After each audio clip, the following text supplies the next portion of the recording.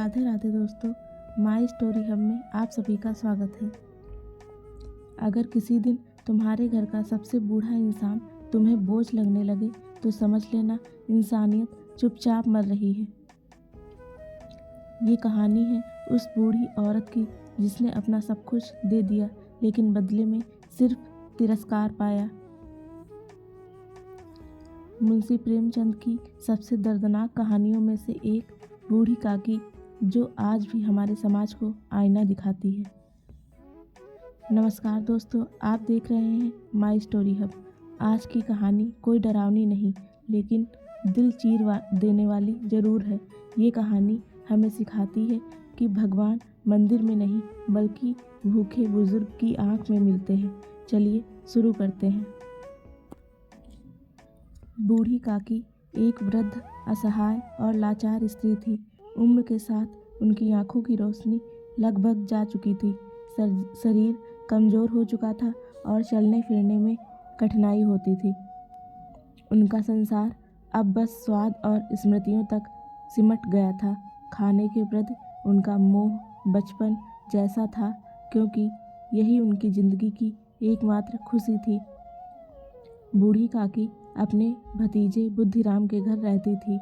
उनके पति की मृत्यु हो चुकी थी और उन्होंने अपनी सारी संपत्ति बुद्धिराम के नाम कर दी थी, इस आशा में कि बुढ़ापे में उन्हें सहारा मिलेगा।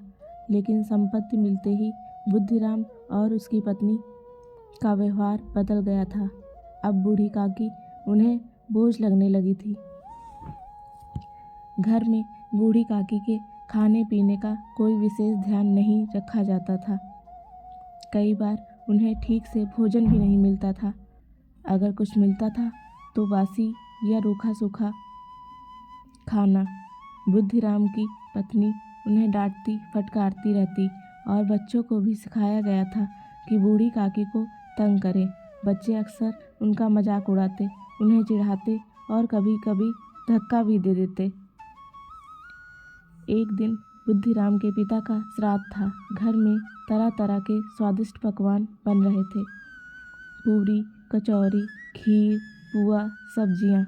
रसोई से आती खुशबू बूढ़ी काकी को बेचैन कर रही थी।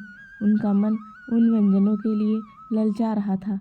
वे बार बार रसोई के पास जाकर झांकने लगी कोशिश करती, लेकिन बहू उन्हें डांट कर भगा देती।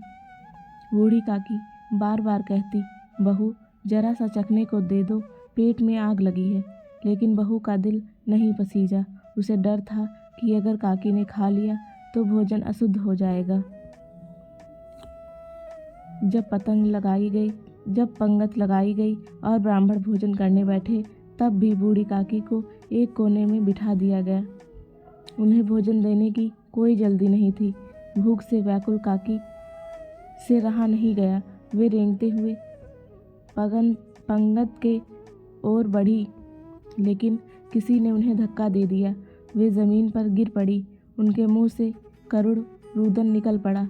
उनकी यह हालत देखकर भी किसी का दिल नहीं पसीजा। सब लोग श्राद्ध की औपचारिकता निभाने में लगे रहे। बुद्धिराम की पत्नी यह सब देख रही थी। अचानक उसके हृदय में परिवर्तन हुआ। उसे अपनी क्रूरता का एहसास हुआ।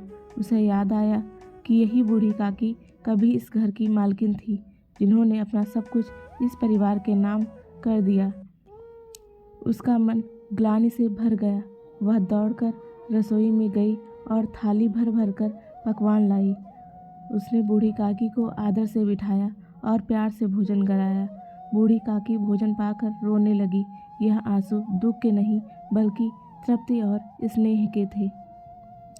भोजन करते समय बूढ़ी काकी का चेहरा चमक उठा, जैसे उन्हें फिर से जीवन मिल गया हो। उस दिन बूढ़ी काकी को केवल भोजन ही नहीं बल्कि सम्मान और अपनापन भी मिला। दोस्तों, तो कहानी का संदेश है कि बूढ़ी काकी हमें सिखाती हैं कि बुजुर्ग बोझ नहीं होते। संपत्ति से अधिक महत्वपूर्ण मानवीय संवेदना है। दिखावे की धार्मिकता से ज़्यादा जरूरी है करुणा और सेवा। यह कहानी आज भी समाज को आईना दिखाती है। अगर इस कहानी ने आपका दिल छू लिया हो तो वीडियो को लाइक करें, सब्सक्राइब करें माई स्टोरी हब और कमेंट में लिखें, बूढ़े माँ बाप बोझ नहीं वरदान हैं।